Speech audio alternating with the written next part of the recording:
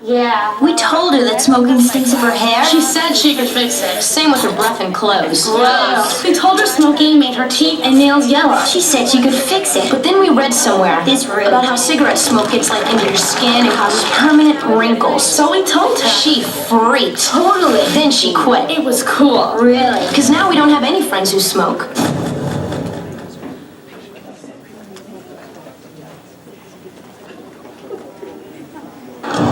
Secondhand smoke contains nicotine. Nicotine is a dangerous drug. In a room where others are smoking, it spreads everywhere and ends up inside the body of every single person there. There are no exceptions.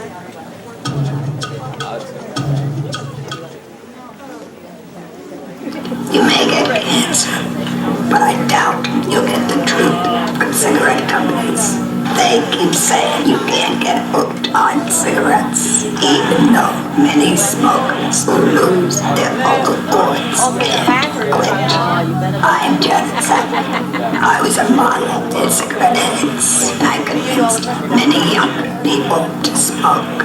I hope I can convince you not to.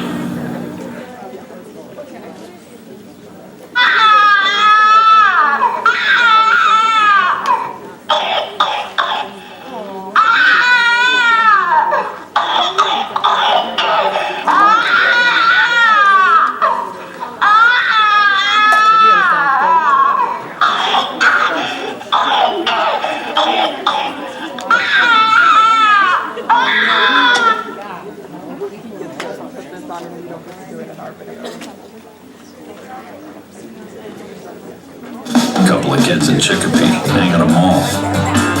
Big mall, lots of cool stores, lots of cool food. Secondhand smoke, not cool. They don't like it. What do? They go to the top guy, the head mall honcho. They talk to people. They talk to chickens. Big meetings, small meetings, the big picture, the bottom line. Before long, done deal. Hello, smoke-free mall. Couple of kids, they had an idea, they took control, they changed the rules. So can you. Poor girls in Gloucester always see kids, no, young kids, buying cigarettes from machines. So what do? They start a petition. They collect signatures, lots of signatures. They take them to the city council, revisions, lawyers, politicians. Boom, the mayor grabs his pen, signs it into law. Wheels turn, action begins. Say bye-bye. Poor kids, they had an idea. They took control, they changed the rules, so can you.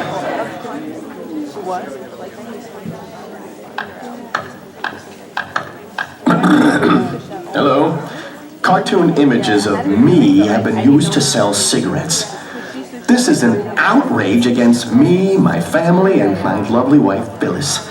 You'll never find a cigarette in my mouth. A tasty desert rat, maybe, but never a cigarette. They are bad.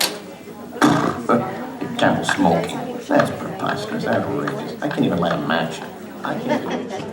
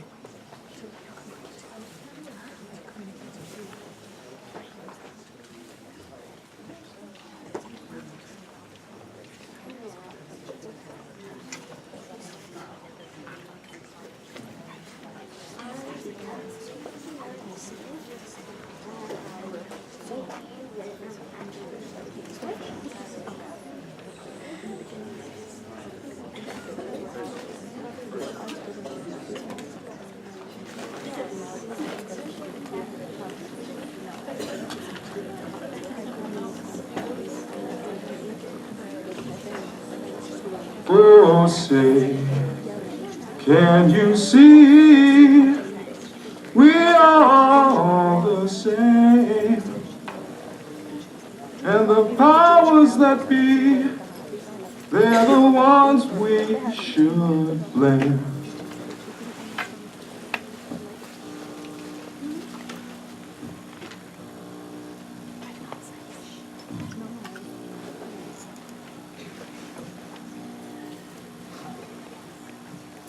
Kids my age could change the world if they put their mind to it by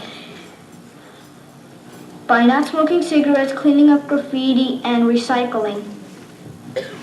I'll make the rainforest a little more bigger.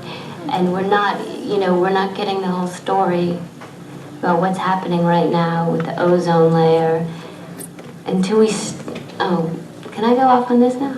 I'd put the ozone layer back and put most of the trees that people have destroyed. I would put trees on every single street. Because they don't recycle, they throw papers in the floor and they don't throw them in the garbage.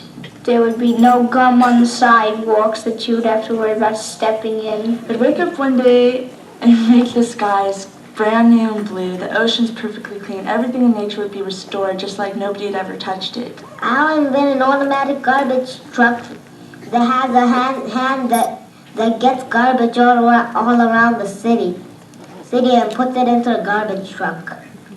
I don't think it's right. I mean, it's not our world to destroy. I would tell everybody if they don't stop polluting the air that they have to go to jail.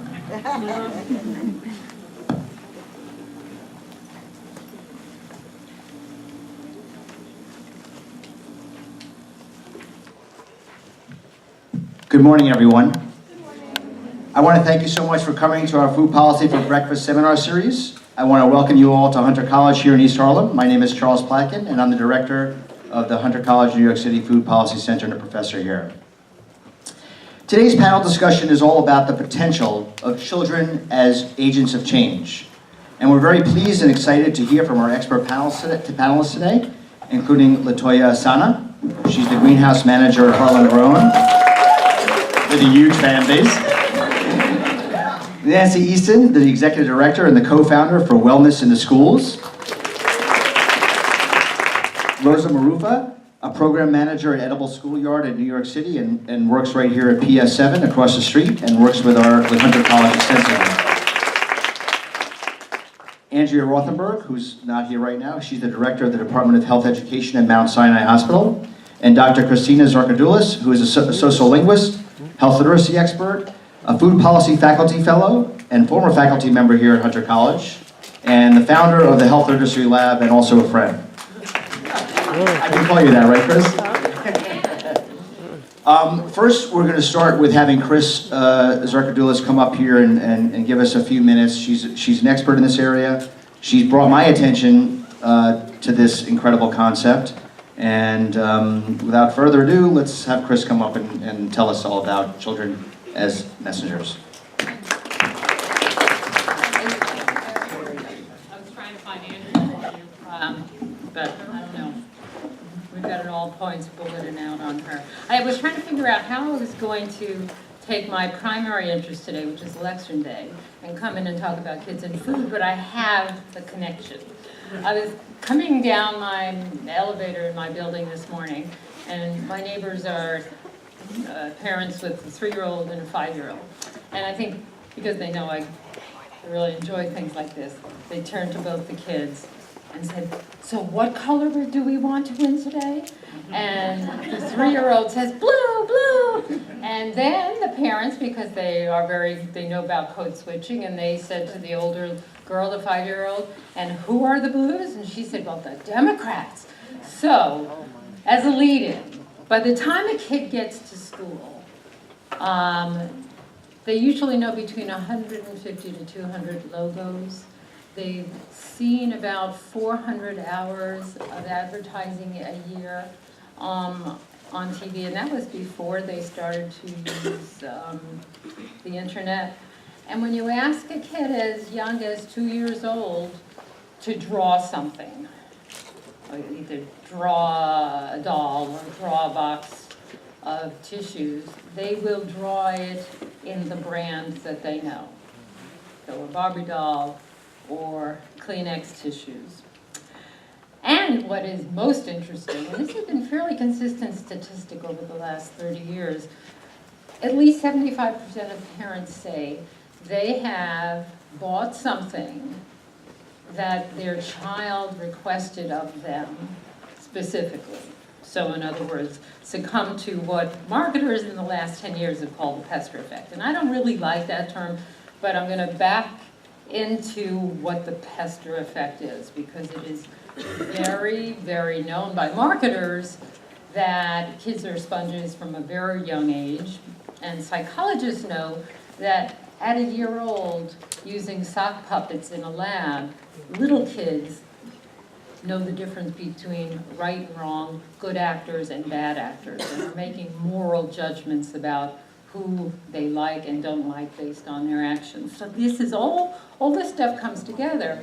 And what we have is Dora the Explorer cereals and SpongeBob Pop-Tarts and McDonald's partnering with UNICEF and Oreos making preschool counting books.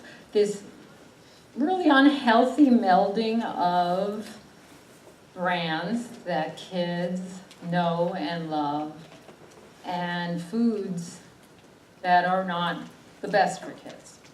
And that pester effect, as it is known today, has a really strong history. And I want to take 2 seconds to talk about it, because that's, when you get as old as dirt, you can talk about the 70s and the original Earth Day. And so starting in the 70s, I started studying what little kids picked up about health and environmental messages. And we learned very, very early on that the people who had the strongest messages about recycling were not adults, they were not seniors, they were little kids. And they brought the recycling messages home from their schools. They were the ones who began to pester mom about that has to go in here, that's recyclable. And that started, it really took hold in the 80s. 2 movements took hold in the 80s, and they were driven by little kids, in part. The recycling movement and the protection of endangered species, what we call the charismatic megafauna, the big wide-eyed deer and seals and pandas. And that whole movement to protect endangered species was driven by little kids coming home with messages about 2 things. Don't buy those plastic can covers, you're going to choke the seals, and we have to save the pandas. There was a whole nationwide movement, Pennies for Pandas. And what we learned in watching these kids, this isn't just my research, it was much, much more pronounced studies of it, is that children are incredibly important consumers, and they're making choices about what they consume. But fast forward to today, again, I think what we have is the SpongeBob Pop-Tarts winning out. So what I just want to propose is that when you look at the advertising that was being done in the 80s, and these are ads that I was copying in the 80s, ads about kids and messages and the messages that they should bring home. The marketing to kids from the health and environmental side really was making an emotional connection with kids, either through the animals that they emotionally responded to, or demonizing something. Demonizing the smoking industry, which was the whole foundation for the Truth Campaign. And so what I just asked, I guess as we begin the panel today, what's happening in messaging to kids today to counter all the junk food advertising? And there are a few groups nationally who are doing this. And essentially, how do we get to the question of, how do we connect kids with the question of, so is there food in my food? And I'll just stop there and say this is a long history and lots more to be done in this decade. Okay? Thank you very much, Chris.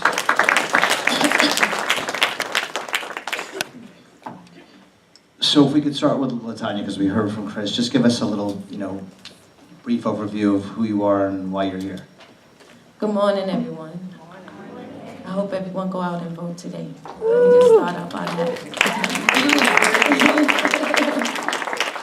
Hi, my name is Latonya Assanah, and I'm the hydroponic greenhouse manager at Harlem Grown. I'm not only a greenhouse manager, I'm also a farmer, a mother, an aunt, and a big sister to many at my at Harlem Grown. Let me get my nerves out. And I'm just here today to tell you a little bit about my journey with Harlem Grown and my experience being born and raised in Harlem. Nancy? Hi, I'm Nancy Easton, Executive Director and co-founder of Wellness in the Schools. Wellness in the Schools is a national nonprofit based here in New York. We bring food and fitness programming to public schools. I'm also a parent of, when you were speaking, Chris, I know the pester factor quite well. I'm a parent of a 17, a 15, and a 11-year-old. And my 11-year-old is always wanting to take me shopping to get me in the best brands. That's right. And I'm wearing my blue. Morning. My name is Rosa, and I'm the program manager for Edible Schoolyard at PS7. It's right across the street. And PS7 is a 3K through 8th grade public school, Title I school. And I think it's a great representation of what East Harlem has to offer. It's very filled with community-based organizations. We have a good crew. We have teachers who have been there for 15 years. So I love working there. It's never boring. And I'm connected to this topic in that I've worked in DOE schools for 8 years. I got my master's in public health at CUNY. Well, it used to be here and now it's on 125th. Weird journey. And I am very passionate about this work. Like, I choose not to work in a Department of Health. I choose not to work with the government. I want to have like a radical messaging with my youth and be in a school directly working with them. Thank you. So we're going to jump right into this, and we're going to stay on time and get some great thoughts out there. I think the first real question is Chris brought up some interesting topics about increasing seatbelt usage, decreasing smoking, recycling.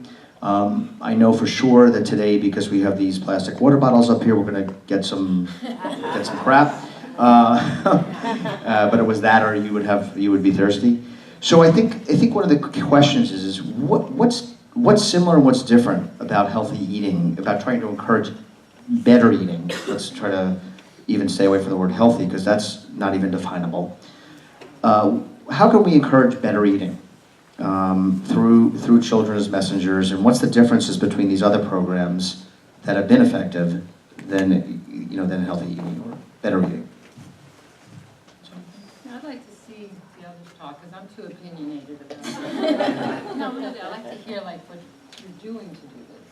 I would like to say something real short and simple.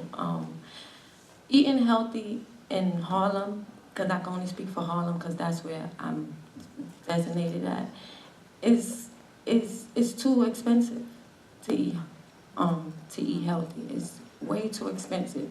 If you work more hours, you get cut off of certain benefits. So it's like, how do I substitute trying to have my child eating healthy, but I can't afford it?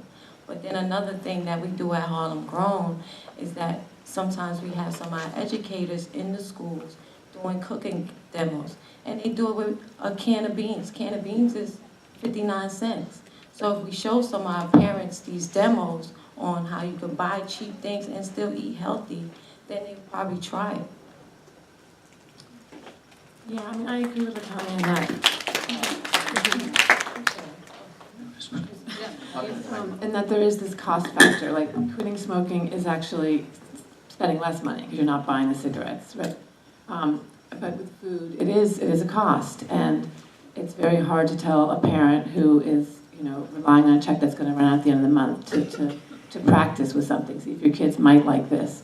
So for me and for what we do, it's really, as you saw from the videos, for a child more than an adult, something has to, because an adult can be empathetic, right? Whereas children cannot always be that until a certain age.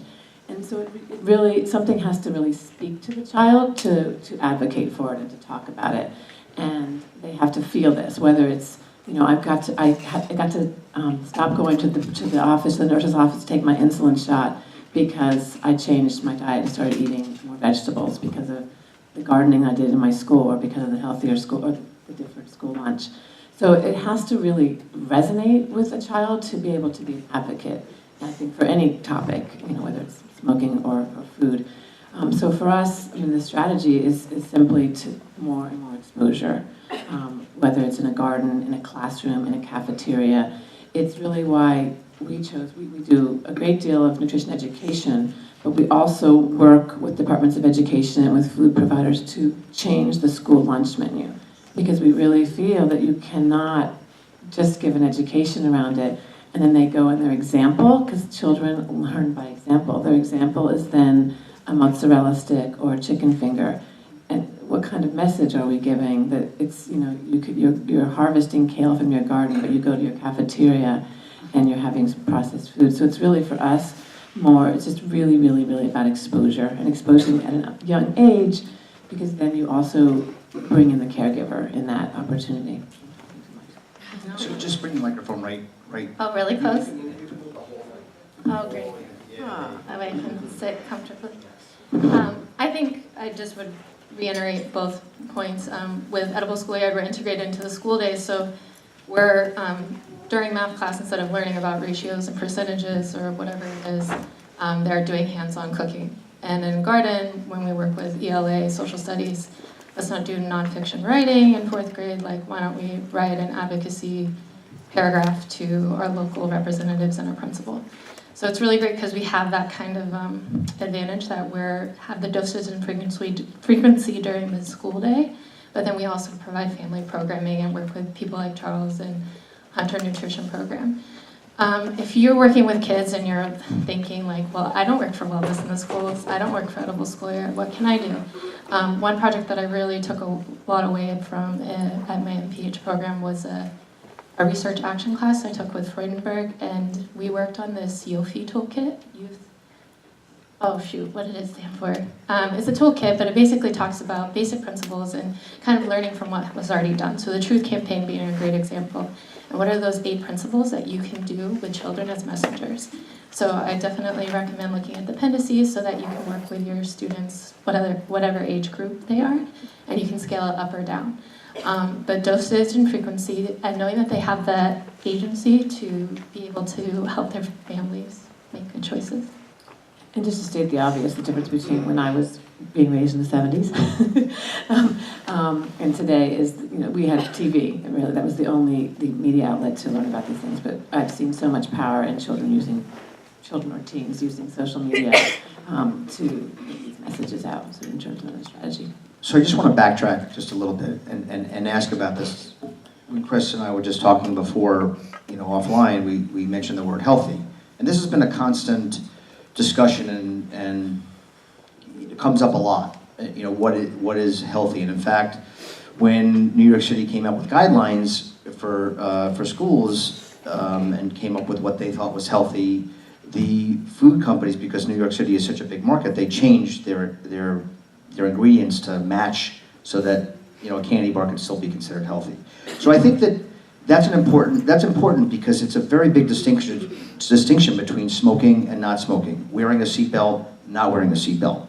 The messages are diffused, distorted, not distinguishable, and very confusing for experts and certainly for everybody involved. So I guess the question that I was trying to ask originally is what these key differences between some of the campaigns for children that have been effective as messengers, what are the differences now with healthy eating that we need to sort of overcome? Can I talk? No, because I think I represent a more radical opinion on this. Because I'm not a foodie, and I really, you know this, and I'm generally bored to tears with nutritional education. No, and this is not with the innovative programs, but if you look at the messaging, even the cartoons, I watch a lot of. I have an interesting life, right? Really boring. I watch a lot of kids' cartoons, and they are in the same Sesame Street type of messaging, repetition, and straight information. Over the last 50 years in health and environmental promotions, we know that information alone doesn't change adults' behavior, right? We have to have that emotional connection. So if you're not going to get really excited about broccoli as a 2-year-old, there have to be other ways to, you have these sponges in front of you. They're ready to consume all kinds of stuff. And I think we have to think of a little more provocative ways to talk about food, where your food comes from, the food industry. Kids are moralizers. They are looking for the bad actor and the good actor. And when we did a little, not IRB approved experiment with kids just talking about, you know, do you want chickens, eggs from chickens in a cage or eggs from chickens running in the field? They know by 11 months old which chicken they like better. You know, so are we just in public health afraid to touch these more political and economic issues because the kids aren't afraid to really deal with them? Can we get the kids involved? We know we can with teenagers, get kids involved with, there should be no stores around a school zone that is marketing junk food. You know, Maine already has enacted this law. I think LA has as well. I mean, so can kids, we've gotten them engaged in other things at a very young age. Can they become the advocates of some of these policies that are better? And I think I keep getting back to this question, is there food in this food? Kids are learning and doing reading lessons all the time on things they can't read and can't pronounce. Just take out a food label. And if we do this with adults, and wow, they get really turned on by it, or we show them a bottle of Coke, and we show adults in focus groups the 16 teaspoons of sugar, and they say, oh, I've been poisoning my kids. Why can't we do this with younger children? I think we really need to think a little more disruptively about how we're messaging to young children. I think also on that disruptive point, like people like Harlem Grow and Wellness in the School at Edel Schoolyard, we're doing it, but it needs to be a coordinated effort. The fact that we're in a DOE school is amazing because we're working with a public good. Food is a basic human right, and we have that agency, like as an organization, to be radical in how we do it. And I'd like to see the future food movement here in New York City kind of reflect places that are being more progressive, like LA, Maine, but it can't just come from one organization. And I hope that together in this room we can work for a better future. That's a great point. That really is. It's kind of difficult because, again, like you said, kids are like a sponge. So the kids will take in eating all the healthy stuff and saying this is good for us and we shouldn't drink soda. But when you go home and your mom's been working all day long and she was late to pick you up and the teacher want to talk to you and she just gets something out the refrigerator, the freezer, and just pop it in the microwave, you know? Or pick up something from downstairs from the bodega, like you said, try to have every school, and that's a long stretch. I would love to see that happen, but, you know, in our neighborhood, we have a bodega on each corner, and like me and you were just talking, like, you know, some are stepping up to the plate and changing, having salad bowls in the stores, but some aren't, you know. So, you know, it truly take a village, but. Yeah, I need to get my pen so I can write down all the things that I want. But I think a couple things I want to say, reflecting on, or responding to all of you as well. Thank you. Now I need my glasses. One is that the message is often, it's not clean. It's, you know, pizza's a vegetable all of a sudden when and so all of a sudden the food industry is turning, making food that really isn't healthy, right? So look, Mom, the back of potato chip, it says all natural. It's all natural. I can eat this. And so the clear message on what is healthy, and also actually the word healthy, like we don't want to use it. There's nothing wrong with healthy. And so I feel like the message, if we're going to have a movement, needs to be a clearer one. And, you know, for us, we're very basic and simple with the children. It's real food. And, you know, when we even do activities around snacks, well, can you look in the bag and can you find 5 ingredients? Otherwise, real food, an apple, a vegetable, right? So I just think that the message for us to understand, I mean, even the most educated folks go to the grocery store and you look and which you know, bread is okay to buy. You can't figure it out because there's sugar is disguised in the fructose, and it's just, it's a hard message on many levels, and it's just layered. And so what is the one message that we can give together? And I think the other thing, when you're talking about healthy food, you're talking about an obesity epidemic also. So when you're talking about using kids or working with kids, you're not talking about a child who's coughing and it's an internal health feeling, whereas obesity often, not always, but it's an external, it's a self-esteem issue. There are a lot of things that are layered with obesity. So, do you want to use kids for that? And so I think it's another reason why this is a tougher issue right now. I agree with that kids can and should be change agents. I often see them more as change agents for each other. And in my experience, it's in the lunchroom, we're providing healthier lunches and we want children to eat that lunch. So it's the kids who go to eat it are advocates for other children. The minute a few kids eat, the others will. The minute one or two outspoken, cool kids don't eat, we're screwed, right? So sorry. So, and that's where I see children as advocates. But I think, I don't want to say anything else. That's good. So I guess, understanding all of this and getting to some of these problems, now what are some of the solutions? Meaning, we know that fruits and vegetables are good, but then we think, okay, well, what about pesticides? And do we have to eat organic? So it keeps going layer after layer after layer. So again, important messaging is critical. So what are some recommendations that you might offer that are specific to trying to get these messages out? So we talked about it being emotional and connecting to what are some of the others? And not just connecting, I mean, again, I struggle connecting, being emotional about food, but food, where it comes from, who's had to work on it. I mean, you show a 5-year-old, I don't abuse my granddaughter. I do show her ads, just to see what her 5-year reaction, 6-year reaction, 7-year-old reaction is to little Mexican kids with backbreaking work in the fields. She knows that's wrong. She knows that's hard. And I think by 4 and 5, kids' understanding of things is far more nuanced than a lot of adults. And I think we have to get a little more comfortable with pushing the envelope about how much of a trade-off can you make.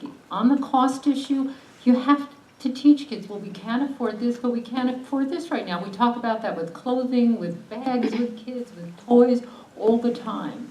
We never seem to have that conversation in a rational, upfront way with kids about food choices. Sometimes this is the easier choice right now for mommy, but on Saturday when I can cook, I'm going to use wheat flour, and let me tell you why. I think we are, I don't want to get political, but we are in a time where simple has rocked the day, but it's become simplistic across the board. And I think with kids, if you listen to, just go to YouTube and listen to how 4-year-olds are talking about bullying. It's not black and white, it's nuanced. And I think we can get a little more nuanced with our discussions of food and cost and accessibility and human rights. I think that when we're talking not just about the emotive messaging that students are able to bring to their communities, but that branding and the nuances. When we did, for example, healthy nutrition labels, reading the labels, knowing what's ingredients, just kind of being critical of what our food has. We teamed up with this STEM teacher to help create labels, and then they created a brand. But then we just used basic social marketing principles like place, product, promotion, and they targeted an audience and they worked specifically to get at those nuances. That why is it only in Spanish on our street? Why are there 4 McDonald's within walking distance in East Harlem? And that was what kind of sparked their agency. They were like, no, I want to take action. I can do something about this. So I think in messaging, having branding is really important too. That's excellent. I love that idea. And just speaking on the cost issue, our messaging to families is not about going out and buying organic. It's more about the elimination piece, eliminating sodas, eliminating juices. And we even joke, when you live in New York City, it's really heavy to carry all those things from the grocery store. So just get rid of them. It's both cost and it's sort of easier. And so we can talk about, and the swapping from white to whole wheat flour, for example, but we really try to stay away from, we don't at all encourage, we're not eating organic in New York City public schools, so we're not encouraging that at all. But just also in terms of strategies, it's, again, I know I sound like a broken record, but back to this exposure piece, because the more and more children are exposed at different touch points, again, in the garden, in the classroom, in the cafeteria. And then in our schools, we're sort of utilizing children as our advocates, as salad bar rangers in the cafeteria. The older children will, serve the younger children and talk to them about, why, carrots are good for your eyes or what have you. And then also even with the recycling that we talked about earlier, I found, or we've seen a lot, that the younger children, and at this point, all children at all ages should know this, is not, it started in the 70s, but still the older kids might be, too lazy or too cool for it. It's the younger kids are the ones in the cafeteria who are who come down and show the older kids where to put the bottles and where to put the fruit. And we've also had examples in some of our schools where the little kids have gone around to the 8th grade classes when you have that opportunity to have a K through 8, and they're the ones teaching, they bring the garbage cans and they teach the older kids where to put things, and they show, examples of what trash goes where. And then also we work on the recess yard and the fitness side as well, so we work a lot with junior coaches, and they're the ones who will guide their peers in different games and different play, because it is so much more powerful coming from them, the examples from them, than from sometimes an old adult. So those are just some of the strategies that we use in schools. How do some of these messages translate to the home? So some even anecdotal stories. I mean, Rosa, I'm sure you have. Yeah, we do lots of family programming. That's my favorite part. Well, not just the family programming, how anecdotes of children bringing messages home and hearing from the children what that's like. Yeah, so like going to the dosage and frequency of our programming. So the kids who have tried, cherry tomatoes for the 15th time, when we have farm stand, which happens every fall and spring for about 10 weeks on the schoolyard and is open to the community. And we accept benefits and everything. And my favorite was this 8th grader who was probably one of the most difficult students last year for everybody, and everybody knew him by first and last name. But when he saw that there were cherry tomatoes, he really wanted some, and his grandmother was walking down the street while he was playing basketball, and he left the yard. I'm like, where are you going? You can't just leave unattended. He gets his grandmother, and he makes him buy cherry tomatoes. And nags, and he's like, they're only $1, I want a bag. And then he's eating them like popcorn while he plays basketball. And I think those really beautiful moments is why I really enjoy working at PS7, but also just the power of choice and taste preferences that the kids can start helping to translate in the home. We also do monthly family newsletters where I always put the recipe in English and Spanish. And that I've heard from families that they've tried it at home, or like, I want more of this. We also try to be more culturally responsive. We have a pretty diverse staff. We have someone from Algeria, a Mexican American, a Costa Rican, a Barbadian teacher. Like, we have a lot to bring to the table, and so do our students. And instead of teaching them to just eat, brown rice or farro, we're like trying to take home favorites and give them a twist, and invite parents to also bring in their recipes. So we have a family recipe box where we work with our parent coordinator, and they're able to give us recipes and then come into the kitchen.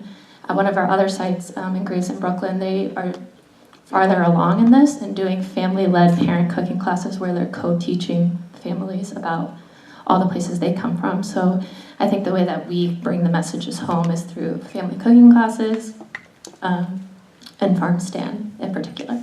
And I assume not everything is a good reaction. That leads me to my next question. What are the implications of attempting to influence a child and a child trying to influence a family? What can happen? And there are cultural differences, traditions. They're trying to convey these healthy information, being judged by their family, and trying to convince a family to eat healthier.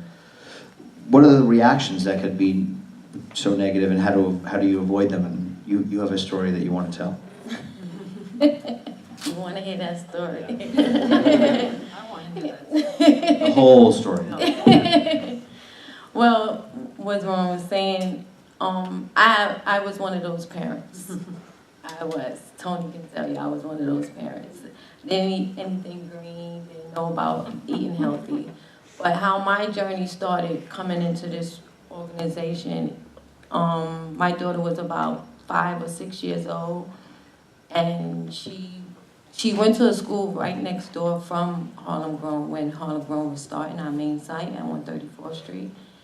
And she came home saying she planted kale with Tony. Tony. Planted kale. And I'm like, what? In Harlem, no one eats kale out here. Like, what? The school didn't say nothing about a garden, and who is Tony? So I wasn't from that area. I was new to that area. So I went bucking up the block. I'm like, wait, I'm going to the school to talk to the teacher. Like, who's Tony, Kale? What's going on? And when I'm going, I hear someone call his name, and I'm like, well, there you go. And I'm looking, I'm like, oh, it's the same man who greets me every morning when I bring my daughter to school. Didn't know anything about a garden. Didn't know anything about what was going on across the street. All I know, drop my child off, head back home, take care of my father, and go on with my day. So as I started coming around even more, now I have a relationship. And that was a relationship my 5-year-old daughter introduced me to. So as I came, I started seeing the garden. I know a garden, I see it, not thinking nothing of it, just going on with every day. And as I started to build a relationship and get to know everything, we didn't have a big staff.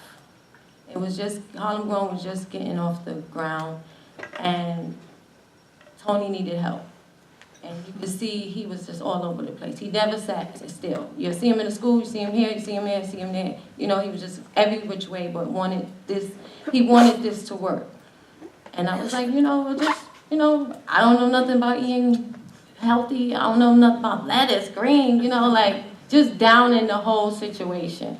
And I was like, you have to show me what to do. I don't know how to do this. And, I went home and I didn't think nothing of it. I thought he was, BSing. I'm sorry. No. Girl. But, but I said, well, let me give it a try. And I woke up the next day like I was going to go for an interview or something like that. And he wasn't there. He was doing other things, trying to make this organization work. So I called him up. I said, hey, you told me to come, and I'm here, and you're not here. He like, oh, come tomorrow. So I'm like, yeah, And I ended up coming the next day, because I was at home. I stopped working for a bit to take care of my father and help my mother out. She was like at the point of about to retire from working 33 years in New York. So I was like, all right, I'm going to give it another shot. And I never turned around. I kept walking forward. And now here I am in the greenhouse. I'm very passionate about it. And my 5-year-old daughter got me my job. And here I am. She's 12. Which is an incredible story. So what do you, from that whole thing, what would you suggest to get other parents like yourself involved in these kinds of things? I wanted to piggyback when the teacher was talking about the farm stands and stuff. All that sounds very familiar to us at Harlem Grown. But it is the kids. Because I noticed something. One time, I noticed that if you do the demos with the children in the school, or even on the farm, or even in the greenhouse, you say, well, hey, let's plant this Swiss chard.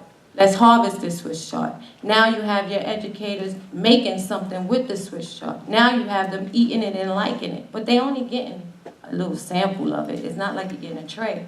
So now, mom pick you up from school, you go into the supermarket, and you walk down the produce aisle. Before, mom used to pass the produce aisle. But now when she walks through, hey, mom, get this Swiss chard. I know how to make it. We just made it in the class. And then now she'll pick up some, she'll go home and make it, and now mom likes it. So now we're gonna start looking into things. Yeah, it is an expense, but sometimes I may not be able to go to Whole Foods every other weekend, but I probably will take 1 month out of the month, 1 day out of the month, and be able to buy that healthy stuff. Or go in the, now I wanna be in the produce aisle. Now I'm looking for the cilantro. Now I'm looking for the basil, you know? So it goes sometimes half of the time I think it's working through the kids. Because adults is so hard. In Harlem, it's so hard. It's not until the adults see the commercial. I don't know if anyone can remember the public. Columbia Presbyterian has a commercial when he said kale is good for the heart. That commercial took off in Harlem. You have kale? I heard it's good for the heart. So you see it on the commercial now, you want it. Well, hey, if that's what I gotta do, here you go. You know? The ad agency for kale. I want to know who that is. But I just wanted to make one comment, and that is, as a parent and as someone who works with lots of parents, every single parent wants a healthy child. And so when you learn these ways to have a healthier child, you're gonna do them. And I see it all over. And I see we have a school in Cypress Hills, Brooklyn, where we really just meet the parents where they are. And so, you know, they're dropping off, they have children with them. So we do a cooking class with their children. And they tell us, it's a program that's just developed organically based on what the parents wanted. They tell us the produce of the month, and then our chefs create recipes around that produce. They want to know more and more recipes with the produce that they know that they can buy. And that's what a parent wants for their child. And so we're just exposing them and giving them ways to get there. Yeah, and I really loved hearing that story because as, you know, a teacher and program manager, my moments with parents are very small. It's mainly with the students, so it's always nice to see it being translated.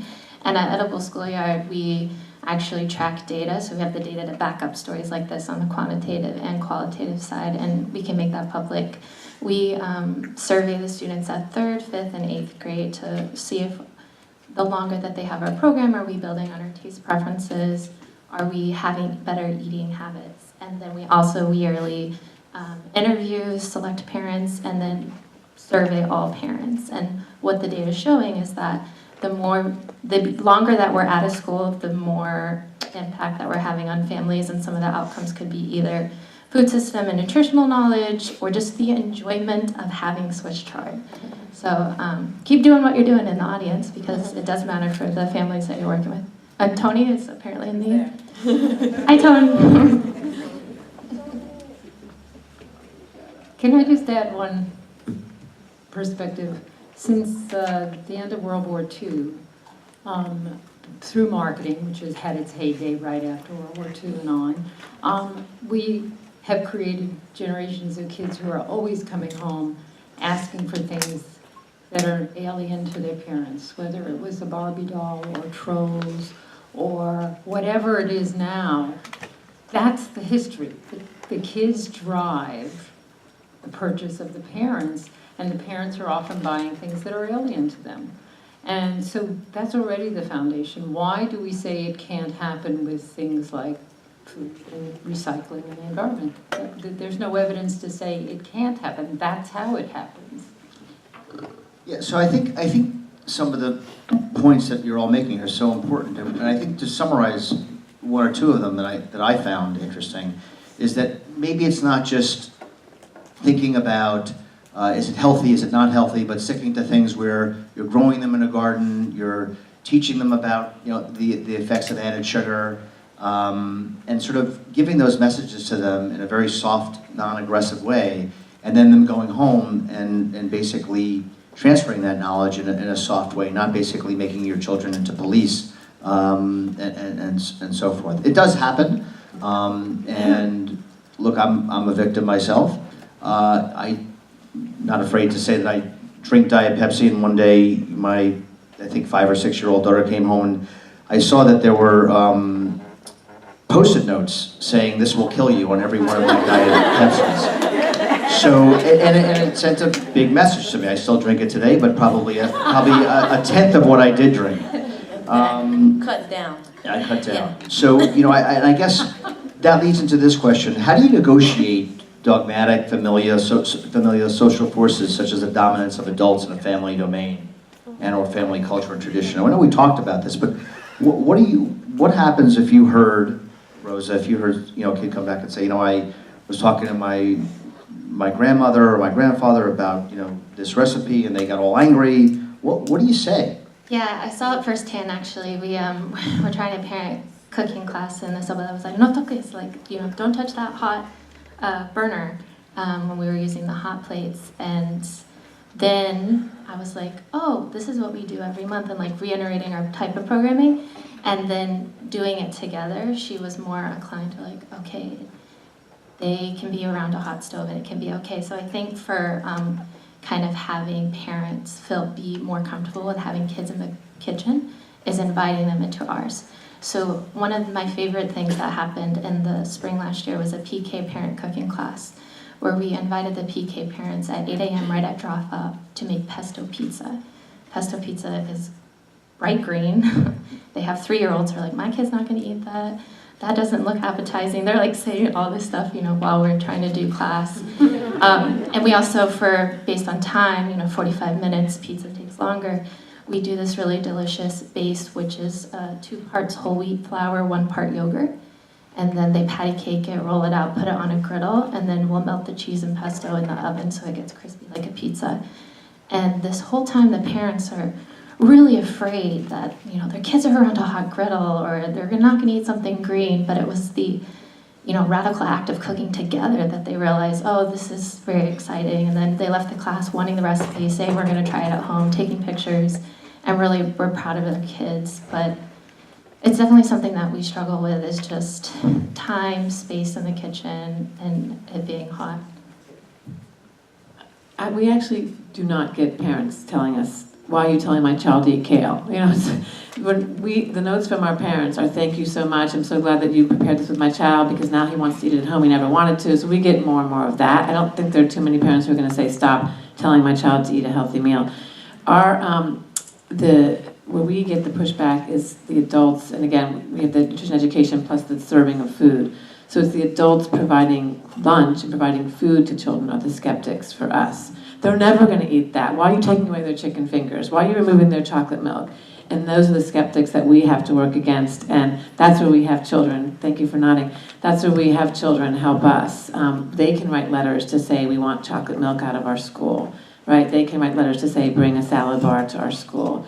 And so it's really working with the adults whose myth that children only want a child's meal, and those are our toughest advocates, our toughest adversaries. I can piggyback on both of you. I have both scenarios. I have a neighbor. I've been living on my block for about probably like 10 years or more, and everyone is I live in a block with a lot of brownstones, so everyone is tight-knit. You know, you see, hey, how you doing, whatever, and keep going. But one day, the gentleman that lives on my block, he was walking by with the 2 kids by the greenhouse. And I said, hey, you want to take a bag of lettuce at home, you know, eat at home? I gave the little kids, showed the kids what I did. You know, oh, cool, whatever. They took it home. I seen him later on that evening. He said, I would have never thought they would eat this. They ate the whole bag. The mom didn't even get to make anything. And I was like, okay, that's where you come in. But then we do have parents and teachers that will yuck the food. And Nikki, not to put you out there, but I learned something from Nikki, don't yuck my yum. And because you have some teachers or some parents say, oh no, we have a thing where we have the kids taste the produce in the greenhouse, and you have some staff, I don't want that. And Nikki would say, you know, don't yuck my yum. She says the nice way. And I will say something like, it's very nice to eat it out the greenhouse because you know it's fresh, but how about when you go to the supermarket? It comes all the way from Florida. It's on a truck. The truck man gets aggravated. It's sweated out. And then your mom is buying it. You know? So sometimes you tell them stuff like that, and then they walk out and they're like, wait a minute. You know? Start thinking of it, but it's sometimes it may be challenging, but sometimes it's not. But after a while, you start to get everybody in. I think that's our slogan. That's I love the PSA, that. don't yuck Don't my yuck yum. my yum. That'll be it. And let's just remember, Nikki, we got you know, 7%, I think it's 7% still of adults in the United States think chocolate milk comes from brown cows. So there's a lot of cross-education that has to go on. 7% of adults, it was 7, it might be less or more probably. 7% of adults in the United States think chocolate milk comes from brown cows. This is true. So there's a lot of cross-education that needs to go on. I wouldn't worry about the kids bringing home messages about it. It's not true, right? Right. Or that chickens have fingers, right? Okay, well, on that note, I do want to stick to our time schedule, and I'd like to ask some, if the audience has any questions, just raise your hand.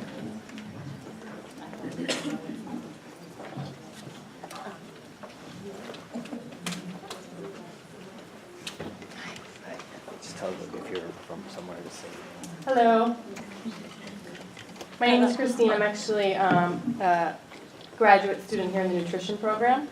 I just had a question, besides all the messaging that everybody is focused on, how much effort is put into the actual food prep in the cafeteria? What, in terms of like empowering kids, do you take into consideration also their own palate instead of giving them such simple foods? Because in my own experience with my 4-year-old twins and my 20-month-old, for example, if you overboil broccoli, no one's eating it. But if I roast broccoli and if I roast broccoli and like squeeze a whole lemon on top, they're just sucking lemon juice and then eating all that broccoli.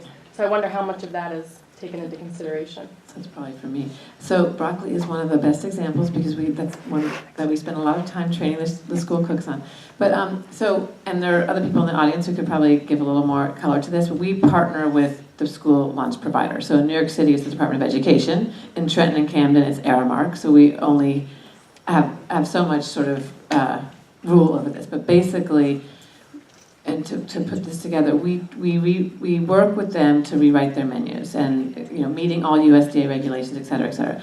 And then our role is really to train the cooks on that implementation, to your point. And it's not overly complicated because we're simply introducing things like how you organize your refrigerator to first in, first out, or mise en place, so you're preparing your food. Instead of opening a box in the morning, the day before you might be washing your peppers and chopping them and preparing them.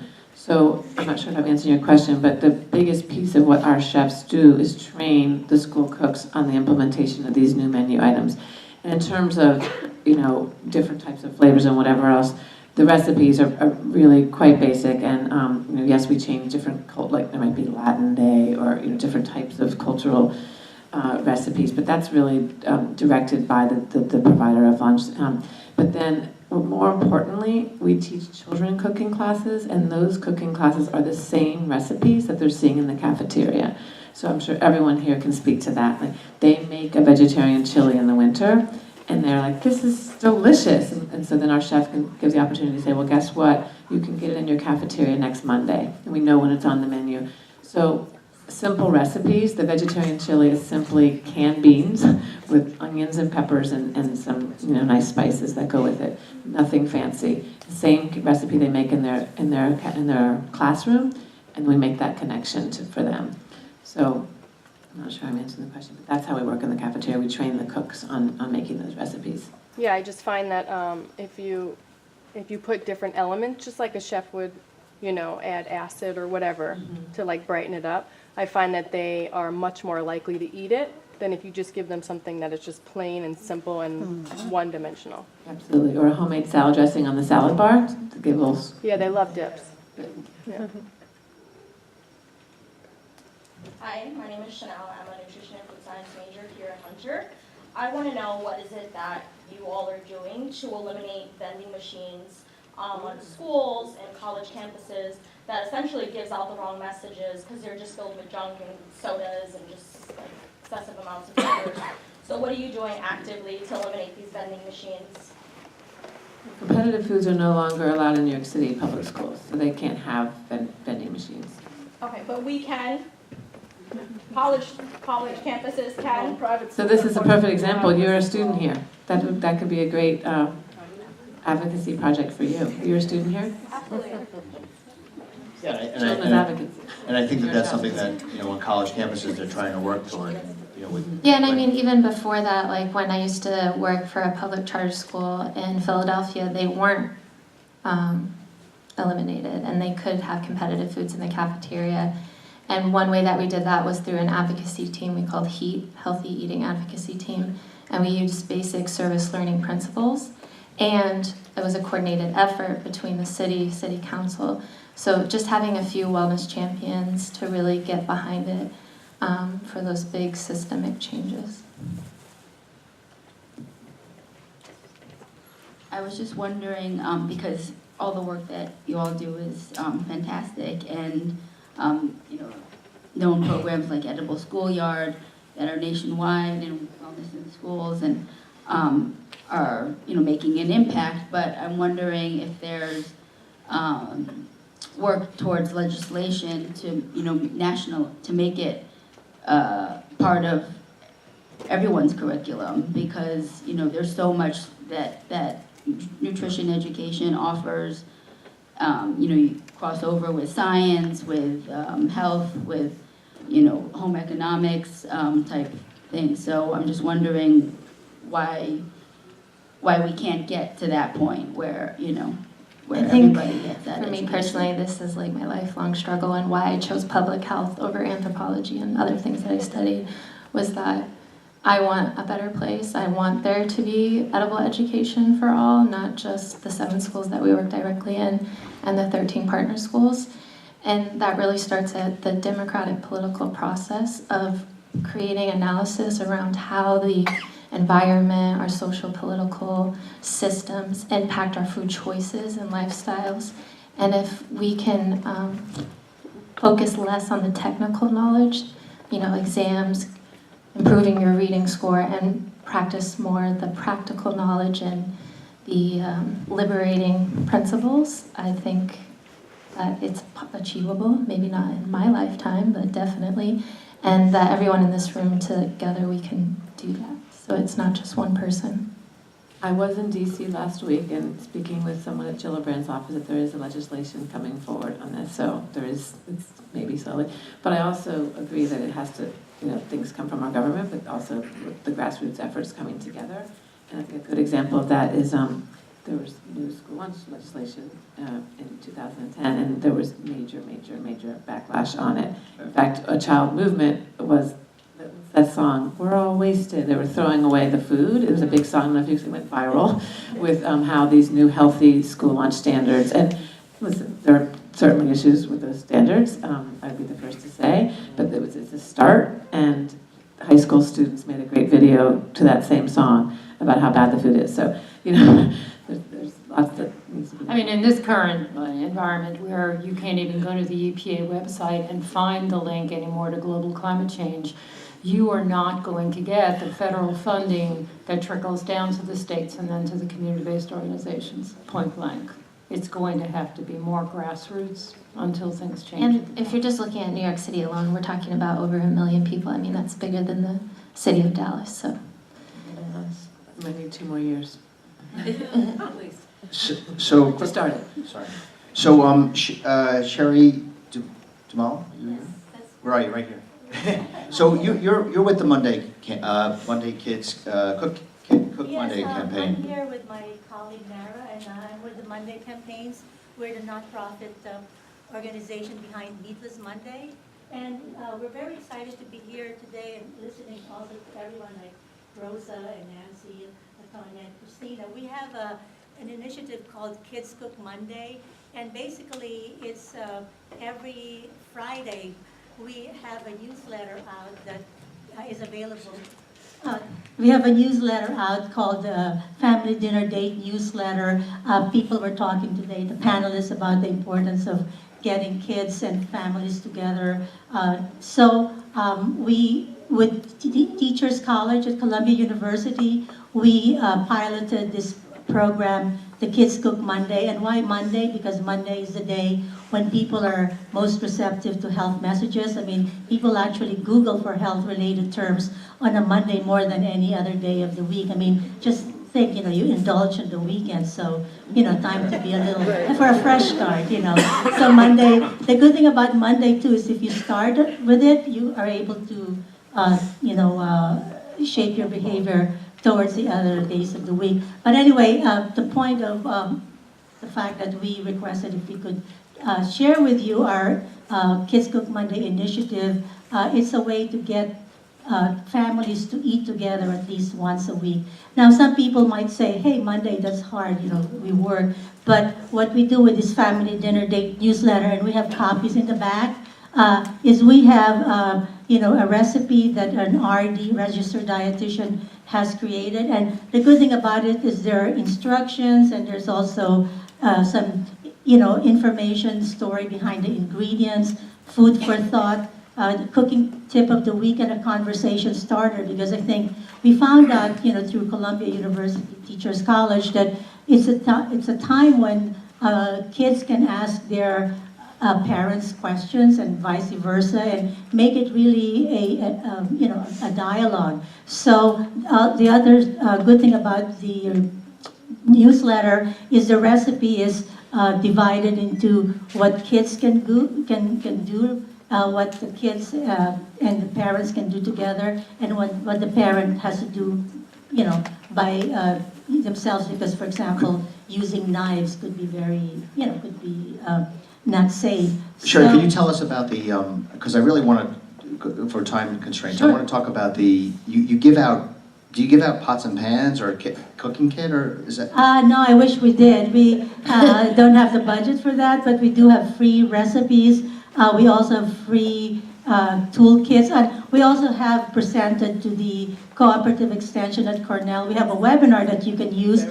Everything we do, you can use. You can brand it. You can put your own logo.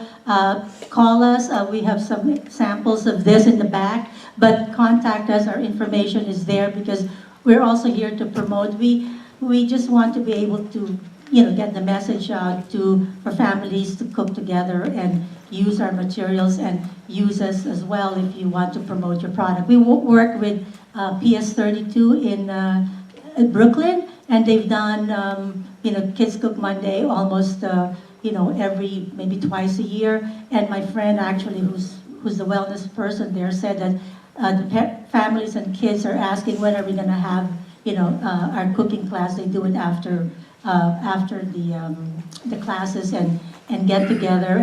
And also our focus is on plant-based recipes. Again, part of it is for safety, because if you bring in, cooking with meat, etc., during the cooking classes, that could be be unsafe. So, visit our website, kidscookmonday.org. Contact us if we can help you with anything. Thank you. So we have time for one last question. And actually, Tony, I'd rather hear from you, to be honest with you. I want to hear about your program and no, well, yeah, you always have questions. Come on, I want to hear a little bit about how you're influencing, children in Harlem and what you're doing. That's not a question. He don't need no mic. He can talk loud. He don't need no mic. Put me on the spot. Yes. Thank you, guys. Thank you. Great panel. We were from a different space. We're down on the ground in Central Harlem, and a high number of our children are living in homelessness. So we can't have these conversations without talking about poverty.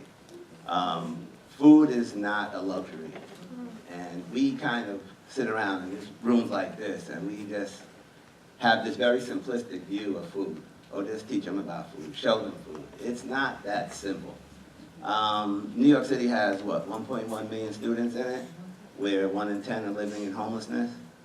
That's a huge problem. Where we are, we're surrounded with nothing but homelessness. And, 55 fast food restaurants in a 3-block radius? But let's not forget the pharmacy. We always look at the usual things when we describe food deserts, when we use that term. Fast food restaurants, liquor stores, bodegas. So let's look at the pharmacies. We have 29 pharmacies with 55 fast food restaurants. So just think about city planning. Think about the big picture of this whole landscape in which we find ourselves. Our parents, God bless them, and I'm not making excuses. I think a parent's responsibility. It's a contract that we sign. When you bring a life into this world, you're supposed to make that child's life better than ours.